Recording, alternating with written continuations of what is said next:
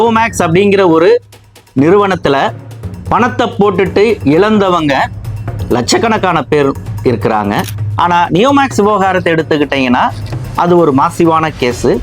அதுல இன்வால்வ் ஆகியிருக்கக்கூடிய நிலங்களினுடைய எண்ணிக்கை பல்வேறு சட்ட சிக்கல்களை கொண்டதாக இருக்கு. போலீசார் ஒரு பக்கம் வழக்க நகர்த்திட்டு போனாங்கன்னா அதை எப்படியாவது பின்னுக்கு இழுக்கணும் அல்லது திசை மாற்றணும், மடை மாற்றணுங்கிற முயற்சியை குற்றச்சாட்டுக்கு உள்ளான நிறுவனம் கண்டிப்பாக செய்யுங்கிறது தான் நியதி.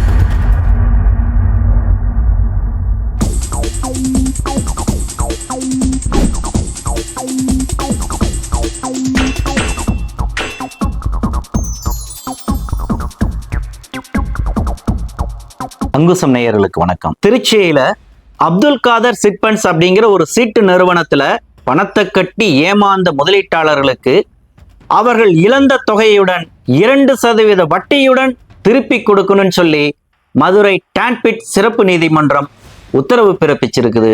அந்த உத்தரவின் அடிப்படையில பாதிக்கப்பட்டவர்களுக்கு நிவாரணத்தை கொடுத்திருக்கிறார்கள் திருச்சி மாவட்ட EOW போலீசார். தமிழகத்துல பொருளாதார குற்றப்பிரிவு போலீசார் அப்படின்னு சொல்லிட்டு போலீஸ்ல ஒரு பிரிவு இருக்கு அப்படிங்கிறதே பலருக்கும் தெரியாத ஒரு விஷயம். ஆனா அந்த பொருளாதார குற்றப்பிரிவு போலீசாரினுடைய பணி என்ன அப்படிங்கிறத சூப்பர் ஸ்டார் ரஜினியினுடைய வேட்டையன் திரைப்படத்துல அதியன் கதாபாத்திரமா குறிப்பா EOW போலீசாராகவே தோன்றி நடிச்சிருப்பாரு. அந்த வேட்டையன் திரைப்படம் இந்த பொருளாதார குற்றப்பிரிவு போலீசாரை பற்றின ஒரு சித்திரத்தை, ஒரு மதிப்பை கொடுத்திருக்குன்னு சொல்லலாம். அடுத்தது தமிழகத்துல இந்த EOW போலீசாரை அறிமுகப்படுத்தின பங்கு அல்லது அதை பத்தி பரவலாக்குனதுல பெரும்பங்கு நியோமேக்ஸ் மோசடி விவகாரத்தை சொல்லலாம். நியோமேக்ஸ் அப்படிங்கிற ஒரு நிறுவனத்துல பணத்தை போட்டுட்டு இழந்தவங்க லட்சக்கணக்கான பேர் இருக்கிறாங்க. போலீஸ்ல வழக்க கொடுத்துட்டு அந்த பணம் எப்ப திரும்ப கிடைக்கும் அப்படின்னு சொல்லி நீதிமன்ற தீர்ப்புக்காகவும் EOW போலீசாரினுடைய நடவடிக்கைக்காகவும் இன்னைக்கு காத்து கிடக்குறாங்க. இந்த சூழல்ல வழக்கமான சட்டம் ஒழுங்கு போலீஸ் நிலையங்கள் போலவோ அல்லது குற்றப்பிரிவு போலீசார் போலவோ இவர்களுடைய பணி எப்போதும் இருக்கிறது கிடையாது. ஏதோ ஒரு தப்பு பண்ணிட்டான், பணத்தை ஏமாத்திட்டான் அப்படின்னு சொல்லி ஏதோ ஒரு கேஸை கொடுத்தோம் அப்படின்னு சொன்னோம்னா இந்த போலீஸ் வழக்கமா சொல்ற டயலாக் மாதிரி இந்த முட்டிக்கு முட்டி தட்டி ஏத்தி ஜெயில போடுறது, அந்த மாதிரியான பரபரப்புகளுக்கு இந்த இடத்துல வேலை கிடையாது. முழுக்க முழுக்க ஒரு டெஸ்க் ஒர்க் வகையிலான வேலையைத்தான் EOW போலீசார் செய்துட்டு இருக்கிறாங்க. இதன் காரணமாகவே இவர்கள் கையாளக்கூடிய வழக்குகளை, அந்த வழக்குகளில் தீர்வு காண்பது அப்படிங்கிறது ஒரு குறிப்பிட்ட காலம் அவகாசம் பிடிக்கக்கூடியதா அமைந்து வருது. சரி, இப்போ நம்ம விஷயத்துக்கு வருவோம். திருச்சியில அப்துல் காதர் சிட் ஃபண்ட்ஸ் அப்படின்னு சொல்லி ஒரு சீட்டு கம்பெனி, திருச்சி வரகநேரியை சேர்ந்த அப்துல் காதர், ஆஷா பானு அப்படிங்கிற அந்த 2 பேர், கணவன் மனைவி 2 பேரும் சேர்ந்து நடத்திட்டு வந்த நிறுவனம். வழக்கமான சீட்டுங்கிறதுனால அந்த பகுதியை சேர்ந்த பலரும் அந்த நிறுவனத்துல முதலீடு செய்யறாங்க. ஒரு கட்டத்துல அந்த முதலீடு செய்த தொகையை அந்த சீட்டு காலம் முடிந்த பிறகும் அப்துல் காதர் திருப்பி தராம காலந்தாழ்த்திட்டு வராரு. அவர்களும் தொடர்ந்து அவங்கள ஃபாலோ பண்ணிட்டு இருக்கிறாங்க. ஒரு கட்டத்துல அப்துல் காதர், ஆஷா பானு 2 பேரும் கம்பெனியை மூடிட்டு தலைமறைவாயிடுறாங்க. அப்ப பாதிக்கப்பட்ட முதலீட்டாளர்கள் திருச்சி மாநகரத்தில் இருக்கக்கூடிய காந்தி மார்க்கெட் காவல் நிலையத்துல கடந்த 2012 ஒரு புகார் கொடுக்கிறாங்க. அந்த புகாரின் அடிப்படையில 1109/2012 FIR பதிவு செய்து காந்தி மார்க்கெட் போலீசார் அந்த ஓடிப்போன அப்துல் காதர், ஆஷா பானுவை தேடி அந்த அப்துல் காதர் சிட் ஃபண்ட்ஸ் மோசடி தொடர்பா விசாரணை நடத்துறாங்க. இது முழுக்க முழுக்க பண மோசடி விவகாரம் அப்படிங்கிறதுனால இந்த வழக்கு மேல் விசாரணைக்காக திருச்சி மாவட்ட பொருளாதார குற்றப்பிரிவு போலீசாருக்கு மாற்றப்படுது.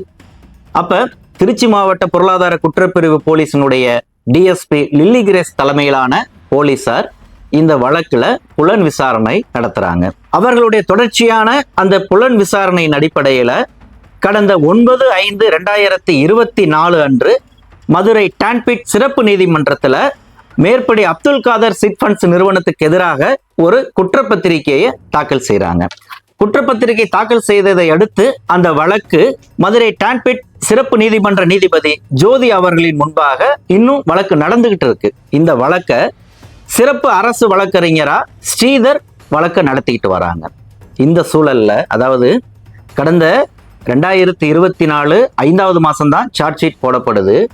ஆனா பாதிக்கப்பட்ட முதலீட்டாளர்களுக்கு ஒரு தீர்வை கொடுக்கணும் அப்படிங்கிற நோக்கத்திலிருந்து அடுத்த முயற்சியை திருச்சி EOW போலீசார் மேற்கொள்றாங்க. அதனுடைய பலனாக பாதிக்கப்பட்ட முதலீட்டாளர்கள் அவர்கள் முதலீடு செய்த முழு தொகையுடன் இதுநாள் வரையிலும் 2% வட்டி கணக்கிட்டு அவங்களுக்கு திரும்ப வழங்கணும்னு சொல்லி சிறப்பு நீதிபதி உத்தரவை பிறப்பிச்சிருக்கிறாங்க.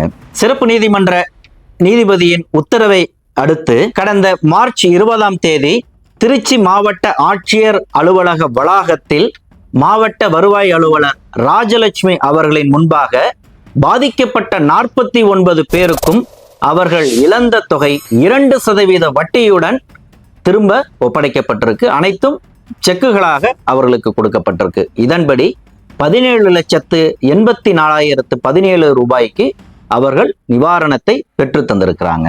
அப்ப நம்ம முன்னரே சொன்ன மாதிரி இந்த நியோமேக்ஸ் வழக்கு விவகாரத்திலே நீங்க எடுத்துக்கிட்டீங்கன்னா நீதிமன்றத்தினுடைய அந்த வழிகாட்டுதலுக்காக அந்த வழக்கானது ஒரு கட்டத்துல தேங்கி இருக்கு. EOW போலீசாரனுடைய வழக்கமான விசாரணை அவர்களது வழக்கமான பணிகள் ஒரு பக்கம் தொடர்ந்துட்டு இருக்கு.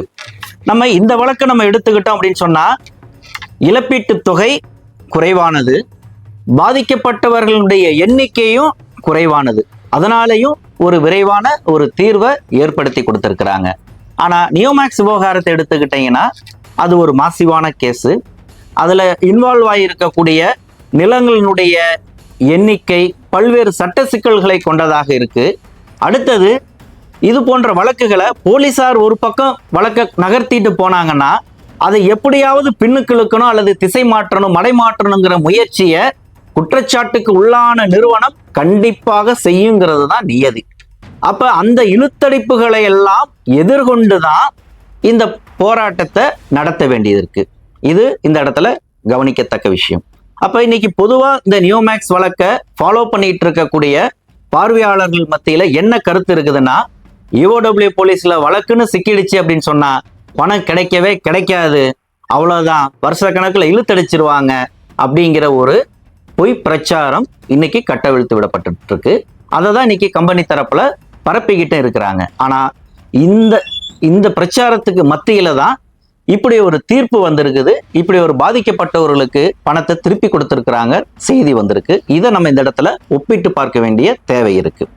அடுத்தது இந்த ஒரு கேஸா ஏதோ ஒரு 47 பேத்துக்கு ஒரு 15 லட்சம் ரூபாயை கொடுத்துட்டாங்க அப்படின்னு சொல்லிட்டு பெருசா பேச வந்துட்டியே அப்படிங்கிற மாதிரி கூட ஒரு கேள்விகள் எல்லாம்.